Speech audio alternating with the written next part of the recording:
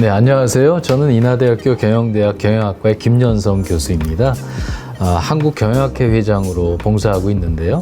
경영학회가 이제 69년의 역사를 맡고 있는데 품질 분야에서 최초이고 또 인하대학교는 물론 인천에서는 처음으로 학회장을 맡게 됐습니다. 학교에서는 정석학술정보관장, 기획처장, 그리고 연구처장 겸 산학협력단장 등을 맡아서 활동을 했던 경험이 있습니다. 반갑습니다. 네, 품질의 차원, 바로 이 책인데요. 품질의 차원에 대해서 한번 정리를 해봤는데요. 이 시대의 좋은 품질의 요건은 무엇일까? 참 고민스럽더라고요. 시대가 바뀌고 새로운 사업이 등장하고 그러다 보니까 정말 품질이 좋다는 건 무엇을 의미할까에 대해서 그동안의 연구를 바탕으로 해서 새롭게 10가지 차원을 좀 준비를 해봤고요. 또 새로운 차원으로 경쟁하고 또 그를 통해서 가치를 창출하는 그런 사례들을 모아서 함께 이 책에 담아보려고 노력을 했습니다. 품질의 차원은 새로운 품질의 좋은 조건을 제시한 이론이자 사례의 종합판이다. 이렇게 말씀드릴 수 있겠습니다. 네, 책을 집필하게 된 계기는 여러 가지가 있는데요. 평상시에 제가 연구했던 내용이기도 하지만 결정적인 계기는 사실 코로나19 상황이었다고 생각이 됩니다.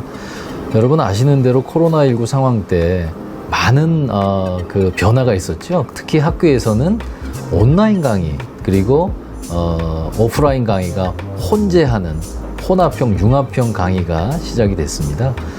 그래서 제가 학교에 오는 시간을 상당히 줄일 수 있는 그런 이점도 있었는데요.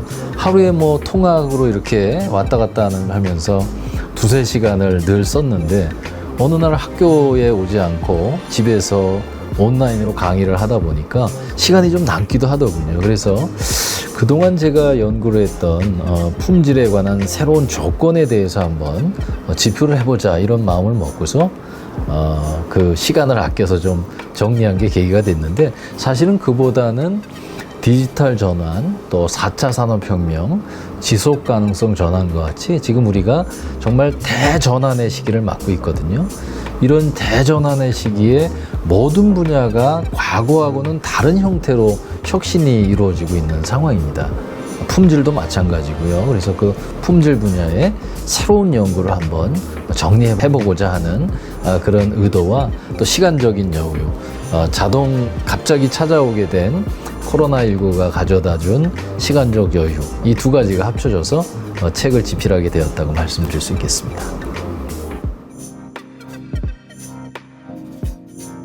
네, 품질의 차원에는 10가지를 제시를 하고 있는데요. 그동안에 제시되었던 신뢰성이라든지 또 핵심 성능이라든지 이런 것들이 아주 중요합니다만 새롭게 등장한 품질의 차원으로서 저는 두 가지가 굉장히 주목되고 또 강조하고 싶습니다. 하나는 고객화라는 것인데요. 영어로는 커스터마이제이션이라고 표현을 하는데 고객에게 맞춤형으로 뭔가를 제공하는 거죠.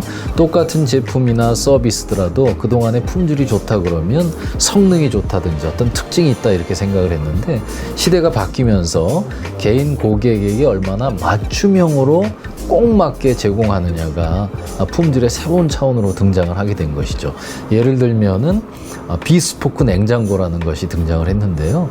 그냥 냉장고 살 때 이거 주세요 이렇게 하는 게 아니라 외관도 고르고 색상도 고르고 위치에 맞게 인테리어에 맞게 나만의 냉장고를 꾸밀 수 있는 그런 것들이 이제 하나의 좋은 사례가 아닌가 생각이 들고요. 또 하나 추가로 좀 들자면은 상호작용이라는 점을 말씀드리고 싶어요. 면대면 상호작용 이렇게 또는 온라인으로 하는 상호작용 포함해서 기업과 기업이 제공한 서비스나 상품을 이용하는 고객들 사이에 상호작용이 그 제품이나 서비스의 품질에 영향을 미치는 것이죠. 사용법이라든지 Q&A라든지 아니면 AS라든지 또는 서비스나 제품의 이용이나 접수 과정에서 고객과 서비스 제공자가 대화할 수 있는 채널이 다양화되는 점 이런 것들이 상호작용이라고 할 수 있겠는데 이것이 기존의 제품이나 서비스와는 사뭇 다른 새로운 형태의 품질의 차원으로 자리를 잡고 있다, 이렇게 생각이 됩니다.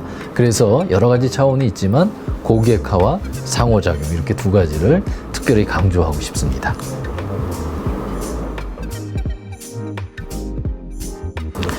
네, 품질은 굉장히 오래된 주제이고 숙제이고 풀어야 될 어떤 과제인 것 같습니다. 사람들은 다 품질 얘기를 하는데 시대가 변하면서 품질에 대한 고객들의 기대가 달라지고 넓어지고 새로워지는 것 같거든요. 예를 들면 ESG 경영이라든지 지속 가능성, 이런 것들이 품질의 또 접목이 되기 때문입니다. 어떤 제품이나 서비스의 결과로서의 품질도 중요하지만 그것이 왜 중요한지에 대한 의미를 갖는지에 대한 목적에 대한 Y에 대한 생각과 더불어서 어떻게 그런 제품과 서비스를 만들어내냐는 것에 관한 과정, 방법, How에 대한 질문들도 많이 하고 있거든요. 그래서 그 결과로서의 What, 그리고 과정으로서의 How, 방법이죠. 그리고 목적으로서의 Why, 이 세 가지가 다 어우러지는 새로운 형태의 품질이 앞으로 우리들이 직면하게 될 새로운 모습일 것이고요.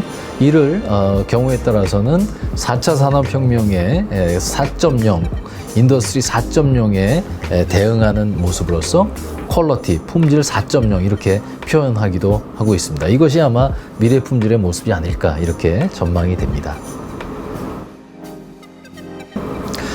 네, 저는 우리나라 기업 얘기를 하고 싶고 우리나라 이론을 설명하고 싶은 그런 경영학자입니다.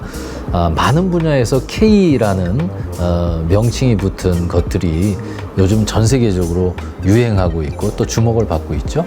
K-팝이나 K-드라마나 심지어 K-푸드, 이런 것들이 주목을 받고 있는데요. K-경영도 마찬가지고 K-품질도 같은 맥락으로 관심을 갖고 있습니다. 이 책을 집필할 때 해외 사례를 많이 소개하는 것보다는 국내에 유망하고 또 정말 현실적으로 경쟁력을 갖춘 그런 사례들을 발굴해서 소개하는 것이 제 목표 중에 하나였는데, 그런 과정이 자료 수집과 접근 그리고 기술하는 과정이 조금 어려움은 있었지만 정말 즐거운 그런 여정이었습니다. K-품질 그리고 K-경영의 새로운 모습을 이 책에 담고자 노력했다, 이렇게 말씀드릴 수 있겠습니다.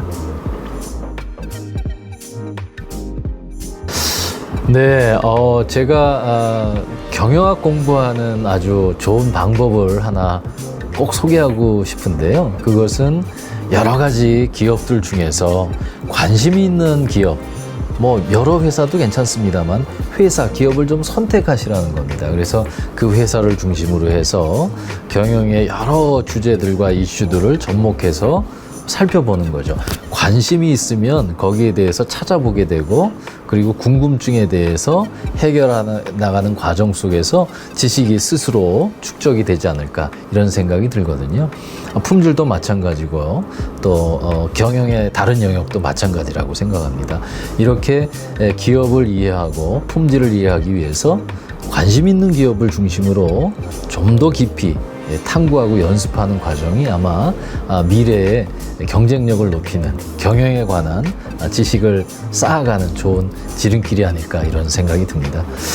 책을 읽고 또 그 책에서 주는 어떠한 메시지와 시사점을 내재화해서 단단하게 갖추는 것이 아마 우리가 기대하는 새로운 인재상이 아닐까, 이런 생각이 들거든요. 그래서 여러분, 정석학술정보관 자주 찾아주시고 거기에 많은 책들이 있으니까 책 속에서 길을 찾고 스승도 만나시는 좋은 계기가 되시면 좋겠다, 이렇게 권고드리고 싶습니다. 감사합니다.